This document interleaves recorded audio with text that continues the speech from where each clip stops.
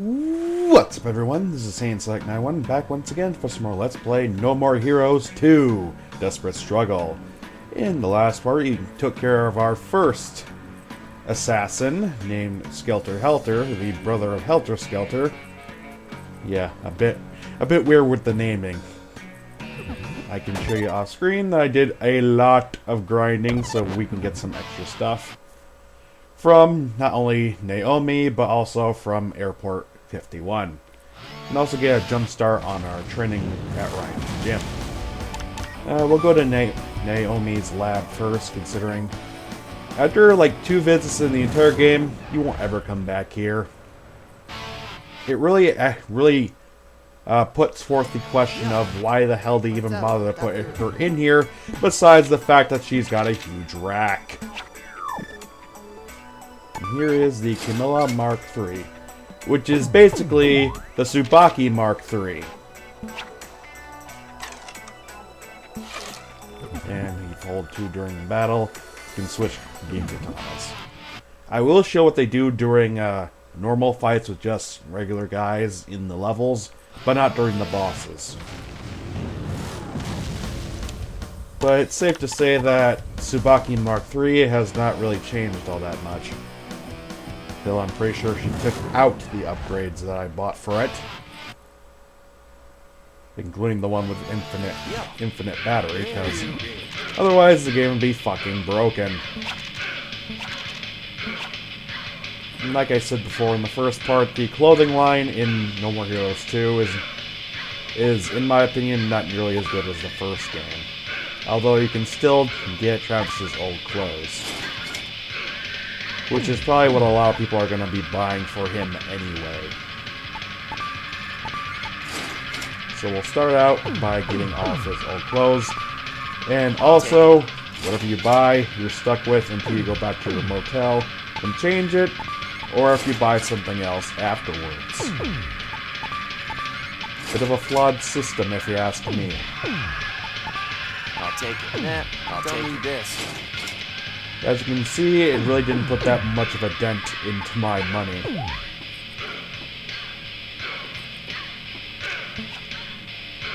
There is a clothing line near the end of the game, which I probably will go for, considering it's one of the better looking ones in my opinion. And also it's blue, so I'm a little bit biased. Alright, let's go to Ryan's gym. Then we'll check out the second minigame, and then we'll go talk to Sylvia to start off the next fight.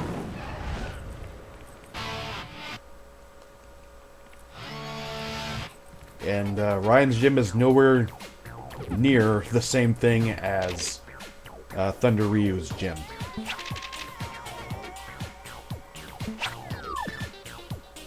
Here we have only 2 methods of training, just stamina and muscle. Stamina is downright easy, whereas muscle is pretty much the other end of the spectrum. And of course, just like the minigames, they take form in 8-bit scenarios. So with the treadmill, you have to face the other way and run using the Z and B buttons. This one is quite easy, and I've never lost this once.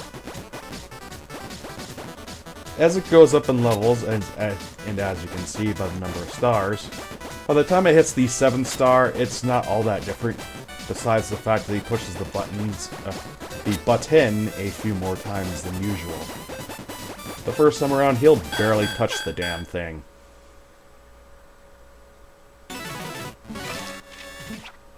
Yes, I feel the adrenaline by simply running on a treadmill for 30 seconds. Oh, and by the way, if you, for some reason, fail a routine, whether it be from throwing your controller against the goddamn wall, which I'll be doing at the 7th mark of muscle training. A is punch, B is kick, and down to duck. It's nothing like Punch-Out. But whether you fail a scenario by being just so bad at it, or just by quitting, you don't get your money back. At all. So, if you're looking to save money and at the same time get a moderate boost to your attack, it's best that you save before coming here. Because that shit will happen. And I think the worst part of the muscle training is that the patterns are they are the same until they get to one specific point. Namely, the big dumbbells. And their patterns are random each and every time. Unlike the little ones in the hearts he throws out, which are the same pattern each and every time. So you think it's going to be the same thing every time you talk to him, but as a matter of fact, it's a different routine every time because of the last dumbbell he always throws out. Thankfully, as you get up in training levels, he gets a bit more lenient about how many times you get hit with certain objects. Whether it be the small dumbbells or the big one. And that was pure luck right there. Also, if you hit that with your foot, you would fucking break your foot, not make it stronger. I don't care if it's a video game or if it's real life. You'd break your fucking foot.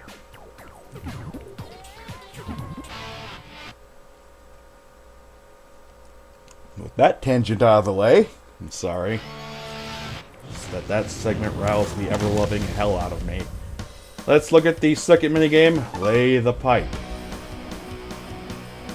By the way, I did get to the 4th level of Bug Out several times. That's how I got as much money as I do have. Our cheap pizza and televised assassin fights have had San Destroy, or made San Destroy the fastest growing city in the world. More people means more sewage and our pipes are overflowing. Do some plumbing and we'll pay you. Basically, this is kind of similar to the pipeline minigame in BioShock. Except there, it's a bit, I think it's a bit more polished. Where in this one, it's a bit more tedious. You pick up the pipes and you can turn them by using the B button, but only if you have them in your possession. And the more pipe you lay down to reach the end, the more money you will earn. But it also means you have a limited amount of piping to use. I'm just going to do it the easy way and just go the short and fast way. I don't think I'm going to be able to complete it. But that's not a big deal considering I have a better minigame to use as money fodder. Okay, right there. See, you just leave the cluttered pipes just fucking everywhere.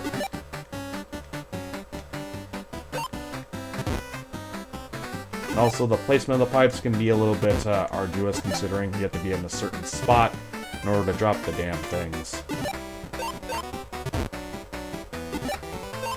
Thankfully, they give you a lot of straight pipes for this level.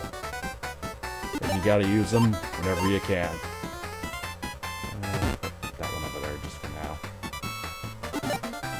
I don't want to spend too much on this, considering, in my opinion, it's probably one of the lesser games for this. There are much better minigames than this, in my opinion. They not only pay out more, but they're a bit less tedious. And I'll end there. It's probably 4 levels, just like nearly all the others. There is one that only has 3 stages, and it's probably my favorite out of all of them, because of how quick you can get through it. But enough of that. Let's go to Burger Suplex and talk with Sylvia.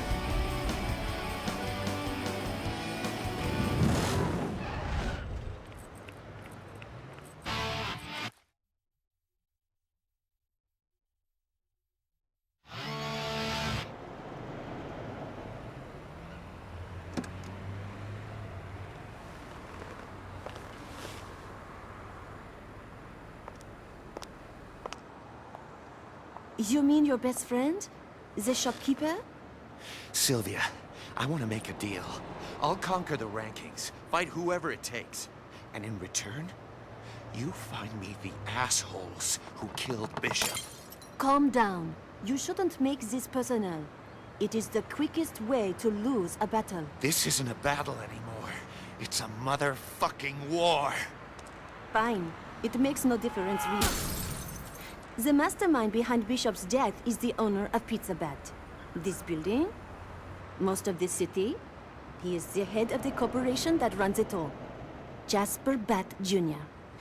And as fate would have it, he is also the #1 assassin. You better not be lying. It is a fact.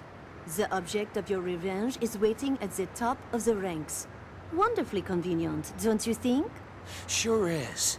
There's a new hotel on the beach. The 50th ranked assassin is waiting for you there. By the way, Bat Jr. owns that hotel, too. He really is everywhere, huh? Better hurry. There are 50 other fighters trying to kill him. You have no time to waste. Just sit back, Sylvia, and watch the hell I'm gonna raise.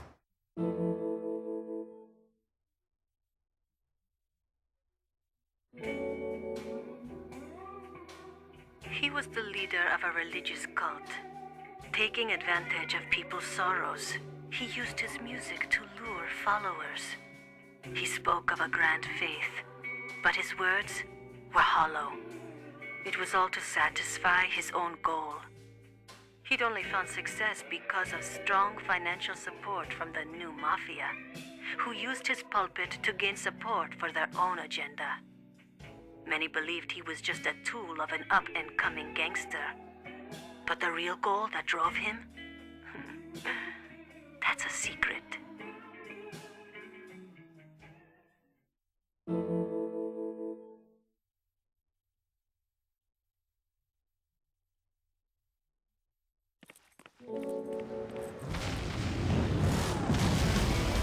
Then after an interlude like that, you go immediately into the ring battle, which I gotta say I kinda don't like about the sequel that I like more about the original.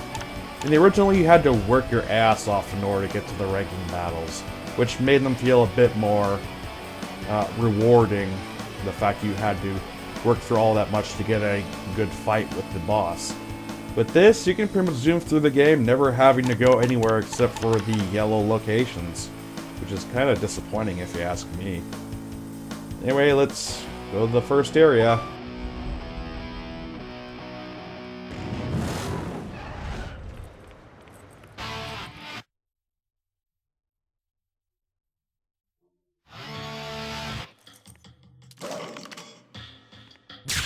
Time to raise some hell.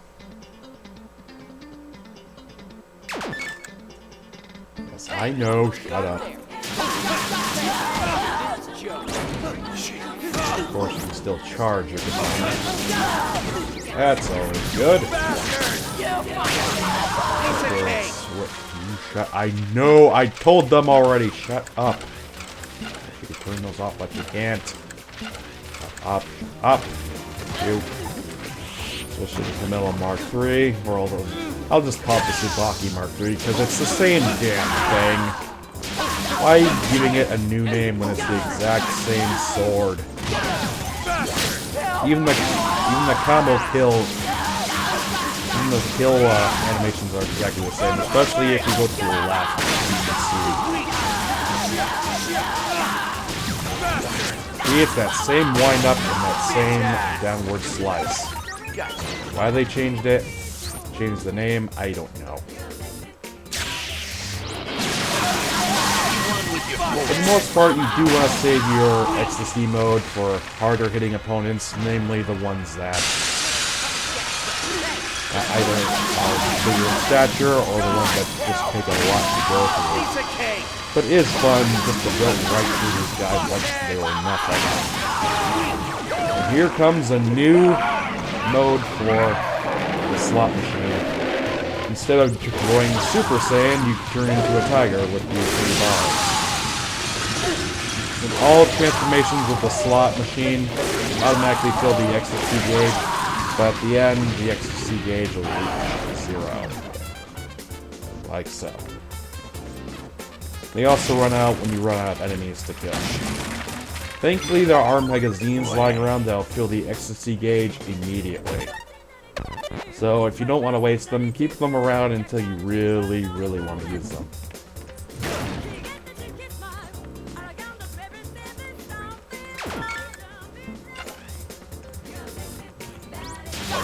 This guy, that's enough. Nut. Be careful, any attack will bring down your ecstasy gauge. It was a pain in the ass to have to build it all the way back up again. In this section, you just want to dodge past all the helicopter shots. Be careful not to get hit too many times. Probably just to get out of the area regardless. They hit this area or they cannot reach you. Have the enemies come to you. It's the gun guys who act like complete pussies. You don't really like these guys.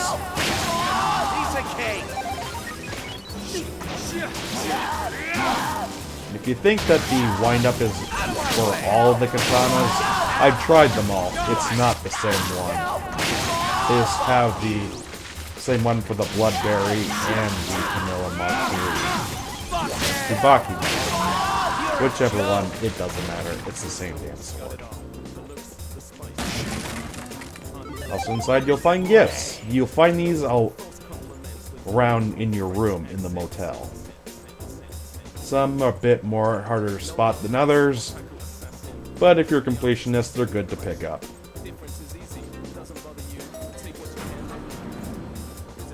And what's inside you? So that, nope, another present. I believe that those are either cards or more masks. As you remember from the original, you actually collected masks when you open up the treasure chest. Well, some of them anyway.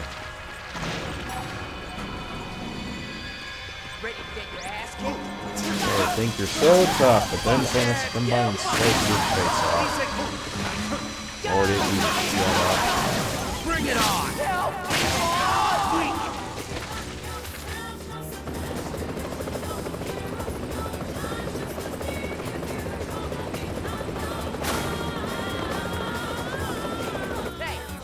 Now the whole thing about the pizza bat thing is kind of confusing, considering that in the first game they're called Pizza Butt, a clear reference to the fast food place Pizza Hut. I don't know why they changed it, maybe to make it a bit less obvious. Maybe that's just me. But for some reason they changed it from butt to bat. There is a possible reference, but it's near the end of the game, and I don't want to spoil that for people who haven't seen it yet, because I'm that kind of courteous guy.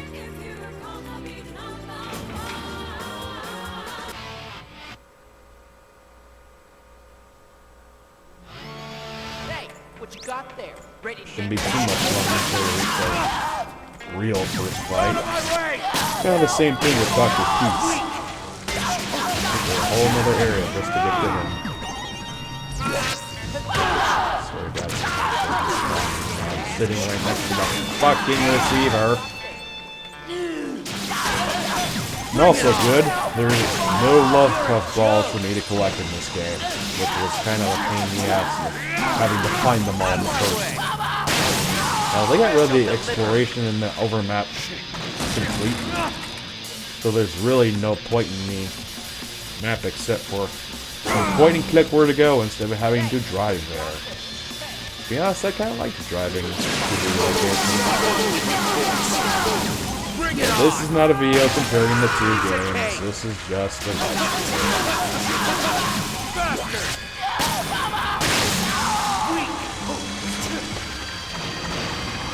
There are some things I like in this version better than I like in the original. Trust me. I like the fact you can change weapons on the fly. That's unique. And also the ecstasy gauge is a lot of fun to play around with.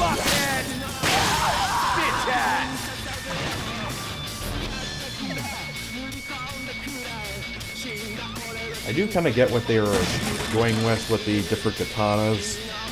But the first two just kind of seem way too similar for me. The other two are much more varied and they play a hell of a lot more different than the first two. But I don't get why... Oh, I'm not going to say it. I'm just having you take a quick piss, Travis.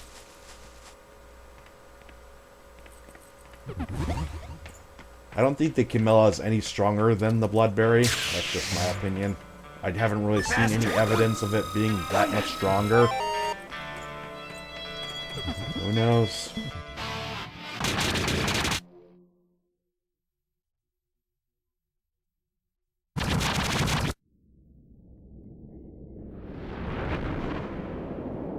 This must be karma.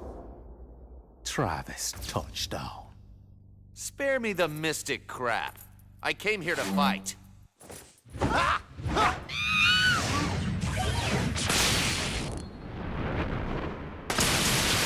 Magnificent! Travis, the crownless king.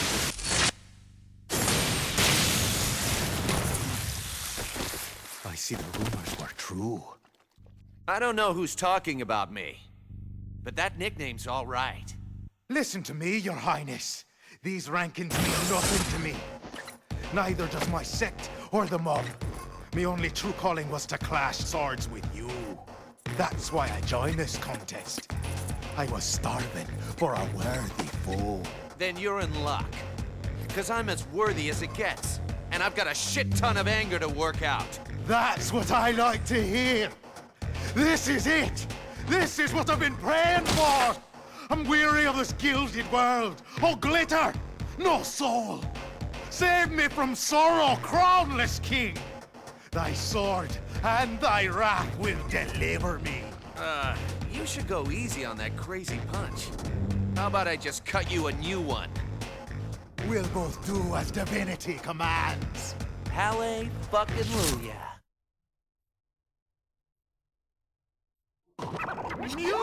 Alright, this is rank 50. Nathan Copeland. As you can see, he's a bit nuts, as per usual with these people. Want to watch out when he fires missiles from his boombox, as well as when he does a shockwave with his fists. Otherwise, he's pretty tame. But that's not the only thing that this battle will bring to the table. Oh no, of course not.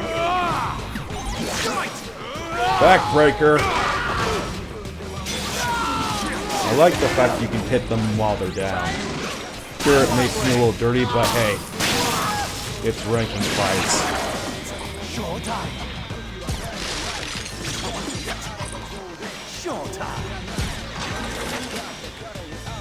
As you can see, the more you damage Nathan, he'll actually bring up more contraptions in his room, ranging from a dropping ceiling to lasers flying from these lion statues. And I'm out of battery. Oh my god, stop it. Oh, watch out with the rockets. I don't just want the battery. Luckily, he does not come in this room, so it's pretty easy to grab some stuff that you need in order to take him out, whether it be health or a recharged battery. I think the worst part of this whole fight is the lasers. And now he's got exploding pots!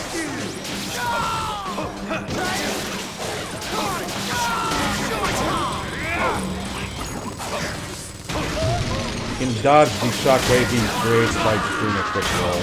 It's not that big of a deal. Lasers, however, are a bit more of a bitch to deal with. Also, he smacks you with his giant fists, as you might do if you have them yourself. Unfortunately, whenever he goes to a new sequence, your time in ecstasy mode will pretty much be brought back down to 0. Which is a bit bullshit if you ask me. But if you bring him into the room, the traps he set out will not do anything to you because they cannot reach you. Thank you very much. And I might as well charge up the battery. More than 3 shakes and it's playing with yourself, Travis. And now the entire floor will move. Or at least the red carpeted parts of it. And that makes things a little bit more known when you're trying to get a hit off on them. And also those lasers are in the dick. Because they destroy your battery if you're driving them. And trust me, if you don't want to die, you better be guarding with it. Rockets are a bit easier to dodge, considering they only shoot out 2. And we should get anything very...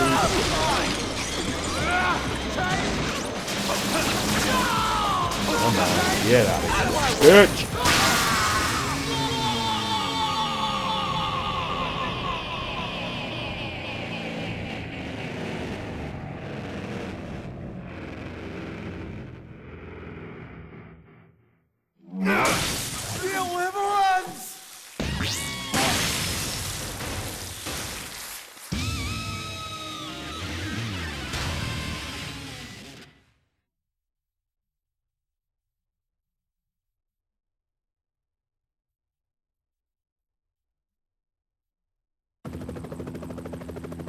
Congratulations on a fantastic victory! You are now ranked 50th! Just 49 left.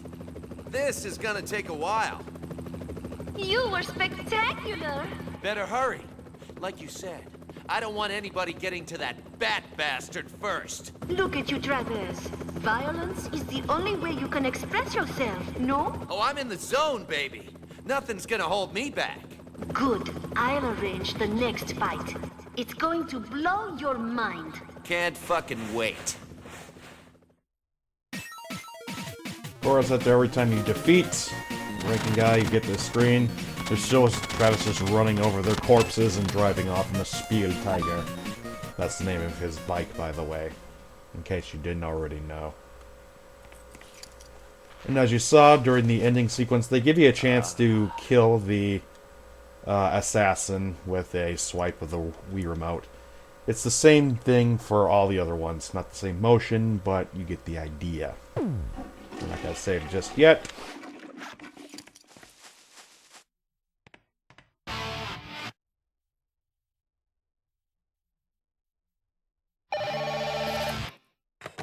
Travis, it's me. Who am I killing? You'll see. It's definitely going to be unusual.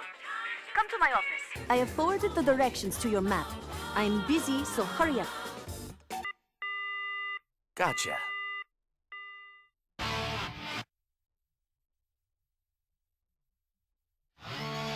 Don't get too bossy, lady. You saw what I did to those guys. Hey, Jean. We have a little bit of time to play with her. That was close. Includes using a kind of cat's tail to play with her.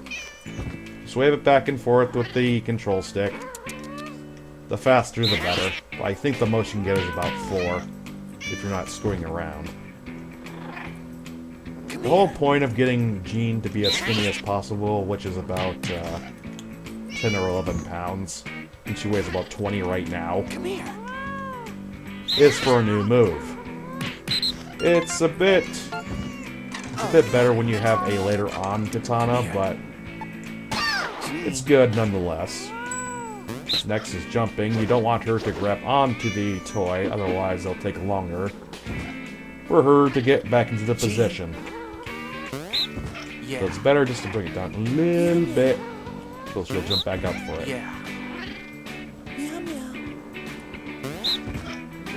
The more jumps, the more weight she'll lose. You can get it over the 100s, believe it or not. Nice. That's gotta do it. I'm talking like 101. And when I get to this point, I usually just feed her premium cat food. And then I use the other 2 exercises to bring her back down to 3. But I think I'm going to stop there, and next time, let's play No More Heroes 2, Desperate Struggle. We'll go see the other mini-games, and we'll go set up the next fight. Okay? I'll see you guys then. Peace!